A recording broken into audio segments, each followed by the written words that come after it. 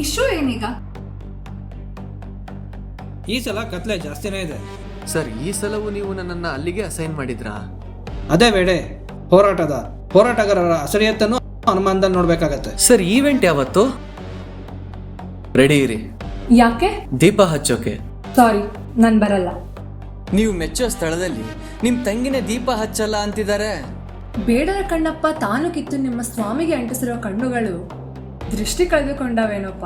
ಹೆಣ್ಣೊಬ್ಬಳ ಆರ್ತ ಧ್ವನಿ, ಸಾವಿರಾರು ಹೆಣ್ಣು ಪ್ರೇತಗಳ ಒಕ್ಕೊರಲು, ಜೊತೆಗೆ ಆಗಾಗ ರಾಹುಕೇತು ಕೃಪಾಪೋಷಿತ ಮಂಡಳಿಯಿಂದ ಸುಳ್ಳಿನ ಬೆಳಕಲ್ಲಿ ಬಣ್ಣದ ವೇಷ ಕುಣಿತ.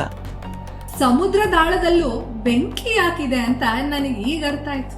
ಧರ್ಮಸ್ಥಳದ ದೀಪ ಆರುತ್ತೆ ಅಂದ್ಕೊಳ್ಳೋ ಹೊತ್ತಿಗೆ ಈ ಸಲದ ದೀಪೋತ್ಸವದಲ್ಲಿ ಹಚ್ಚಿರೋ ದೀಪಗಳ ಜೊತೆಗೆ ಇನ್ನೊಂದಿಷ್ಟು ದೀಪಗಳನ್ನ ಹಚ್ಕೊಂಡು ಬೇಕಿದ್ರೆ ಹುಡುಕಿ. ಕತ್ತಲ ಮಾರಲು ಸಂತೆ ನೆರೆದವರಲಿ ಬೆಳಕಕ್ಕೊಳ್ಳಲು ಬಂದವಳು.